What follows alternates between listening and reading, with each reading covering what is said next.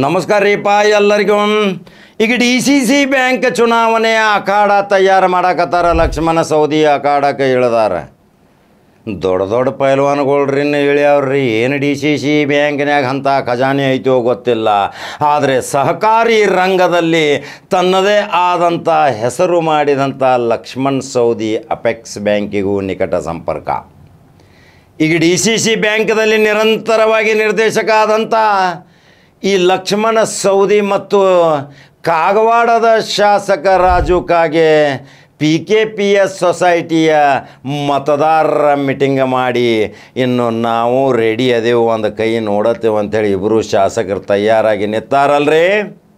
ಆದ್ರೆ ಚಾಕಾಗತನ ನೋಡ್ರಿ. ಇನ್ನು ರಂಗೇ ಇರೋದು DCC ಬ್ಯಾಂಕ್.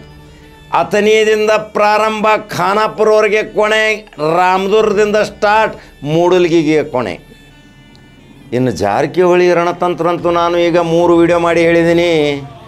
ಈಗ ಜಾರಕಿಹೊಳಿಯ ರಣತಂತ್ರ ಅದು ಯಾವಾಗಲೂ ವಿಫಲ ಆಗೋದಿಲ್ಲ, ಸಫಲ ಆಗತೈತಿ. ಅಲ್ಲಿ ಸರ್ವಜಾತಿ ಜನಾಂಗದವರಿಗೆ ಅವರು ರಿಮೋಟ್ ಕಂಟ್ರೋಲ್ ಮಾತ್ರ ಇರಬಹುದು, ಆದರೆ ಸರ್ವಜಾತಿ ಜನಾಂಗದವರಿಗೆ ನಿರ್ದೇಶಕ ಮಾಡ್ತಾರೆ, ಅಲ್ಲಿ ಒಬ್ಬರಿಗೆ ಇಲ್ಲ.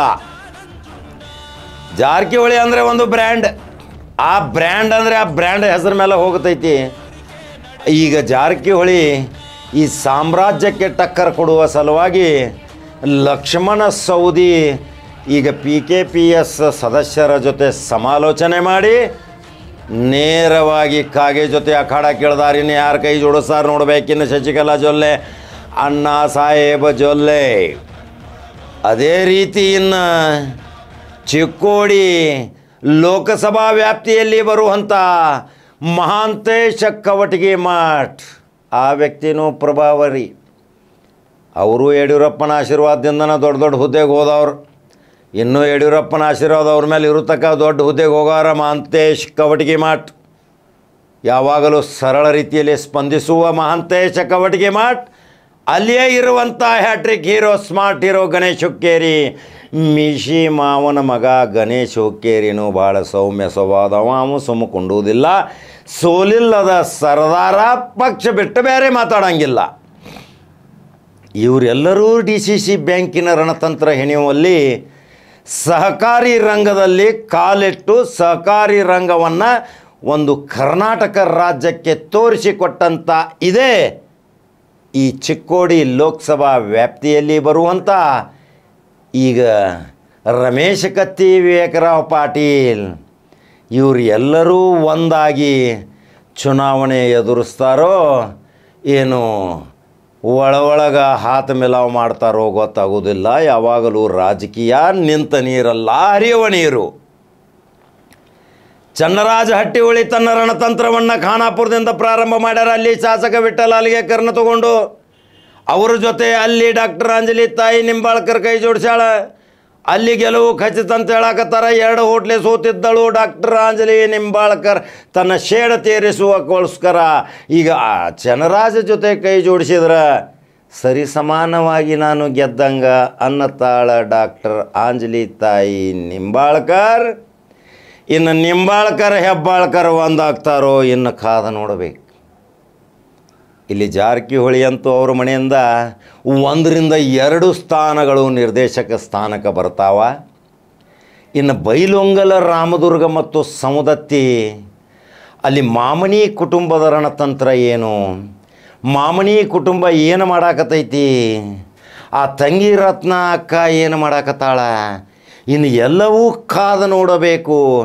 ಇಲ್ಲಿರುವಂಥ 2 ಸಂಸದರು ಜಗದೀಶ ಶೆಟ್ಟರ್ ಸಂಸದ ಮತ್ತು ರಾಜ್ಯಸಭಾ ಸದಸ್ಯ ಈರಣ್ಣ ಕಡಾಡಿ ಯಾವ ರಣತಂತ್ರಗಳನ್ನು ಹೆಣಿತಾರ. ಎಲ್ಲರ ದೃಷ್ಟಿ ಈಗ DCC ಬ್ಯಾಂಕ್ ಮೇಲೆ. ಆ ಕಡೆ ಯರಗಟ್ಟಿದಿಂದ ಈಗಾಗಲೇ ಅಭ್ಯರ್ಥಿ ಘೋಷಣೆ ಮಾಡಿದಂಥ ಉಸ್ತುವಾರಿ ಮಂತ್ರಿ ಸತೀಶ್ ಜಾರಕಿಹೊಳಿಯ ಪರವಾಗಿ ಈ ಸುವಾಸ ವೈದ್ಯ ಮತಬೇಟೆ ಪ್ರಾರಂಭ ಮಾಡ್ಯಾನ.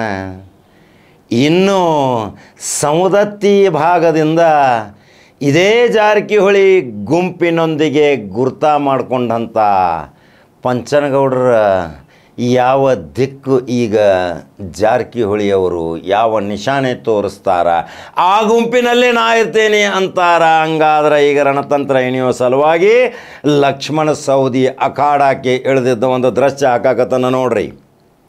ಇಡೀ ಕರ್ನಾಟಕ ನೋಡಾಕತ್ತೈತಿ ಈಗ ಡಿ ಸಿ ಸಿ ಬ್ಯಾಂಕ್ ಇನ್ನೂ ಬಾಲಚಂದ್ರ ಜಾರಕಿಹೊಳಿಯ ರಣತಂತ್ರಗಳು ಇನ್ನೂ ಬಾಕಿ ಅದಾವ. ಒಂದು ರಣತಂತ್ರ ಆಗಿ ಹೋಗೈತಿನಿ, ಎರಡನೇ ರಣತಂತ್ರ ಬರ್ತಾರೆ. ಅದೇ ರೀತಿ ದೊಡ್ಡಣ್ಣ ರಮೇಶ ಜಾರಕಿಹೊಳಿ ಸಾಹುಕಾರ ಯಾವ ಪ್ಲ್ಯಾನ್ಗಳನ್ನು ಹಾಕ್ತಾನ, ಆ ಪ್ಲ್ಯಾನ್ಗಳು ಎಲ್ಲವೂ ಸಕ್ಸಸ್. ಈ ಎಲ್ಲರೂ ಕೂಡಿಕೊಂಡು ಈ ಸಹಕಾರಿ ರಂಗ ಒಂದು ತತ್ವ ಸಿದ್ಧಾಂತದ ಆಧಾರದ ಮೇಲೆ ಮುನ್ನಡೆಸಿಕೊಂಡು ಹೋಗುವ ಜವಾಬ್ದಾರಿ ಈ ಬೆಳಗಾವಿ ಜಿಲ್ಲೆಯ ಸಹಕಾರಿ ರಂಗದ ಧುರೀಣರ ಮೇಲೈತಿ. ಯಾವ ಸಂಸ್ಥೆಗಳನ್ನು ಹಿಡಿತ ಸಾಧಿಸ್ತೀರಿ ಅವೆಲ್ಲ ಲಾಭದಾಗಲೇ ಬರಬೇಕು. ಆ ಲಾಭಾಂಶ ಆ ಷೇರುದಾರರಿಗೆ ಸಿಗಬೇಕು. ರೈತಾಪಿ ಜನರು ಖುಷಿಯಿಂದ ಬದುಕಬೇಕು. ಈ PKPS ಸೊಸೈಟಿ ನೇರ ರೈತರ ಜೊತೆ ಸಂಪರ್ಕ ಇದ್ದಂಥ ಈ ಬ್ಯಾಂಕಿನ ಒಡನಾಡಿ ನರನಾಡಿ ಜೊತೆ ಸಂಪರ್ಕ ಇಟ್ಟಂಥ ಈ ಬ್ಯಾಂಕು ರೈತಾಪಿ ಜನರ ಸಲುವಾಗಿ ರಾತ್ರಿ ಹಗಲಿ ಕೆಲಸ ಮಾಡಬೇಕು. ರೈತರು ನಿರಾಶೆ ಆಗಬಾರ್ದು. ರೈತರ ತೃಪ್ತಿಯೇ ಈ ಬ್ಯಾಂಕಿನ ಉದ್ದೇಶ.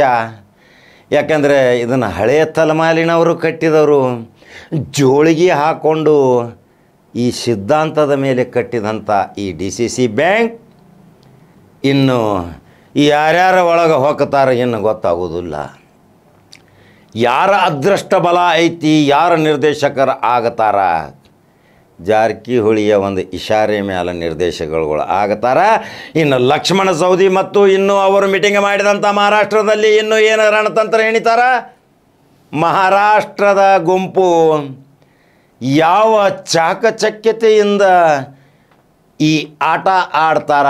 ಇದೊಂದು ಪಗಡಿ ಆಟ ಆಗೈತಿ. ಈ ಪಗಡಿ ಆಟದಲ್ಲಿ ಯಾರು ಸೋಲತಾರ, ಯಾರು ಗೆಲ್ಲತಾರ, ಅದರ ಸಂಪೂರ್ಣ ಸಮೀಕ್ಷೆ ಇನ್ನೊಂದು ವಿಡಿಯೋ ಮುಖಾಂತರ ಬರ್ತೀನಿ. ಯಾಕಂದರೆ ಅಕ್ಟೋಬರ್ಗೆ ಐತಿ ಎಲೆಕ್ಷನ್. ಭಾಳ ಕುತೂಹಲಭರಿತವಾಗಿ ನೋಡ್ತಿರ್ಬೇಕು ನೀವು.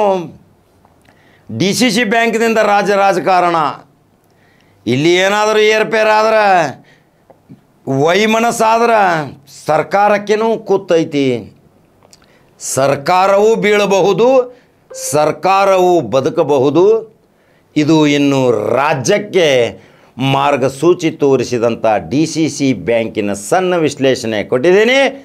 ಅದರಂತೆ ಈಗ ಯಾವ ರಣತಂತ್ರಗಳನ್ನ ಹೆಣಿತಾರ ಸಹಕಾರಿ ರಂಗದ ಹಿರಿಯ ಧುರೀಣರು ಇನ್ನು ಕಾದು ನೋಡಬೇಕು.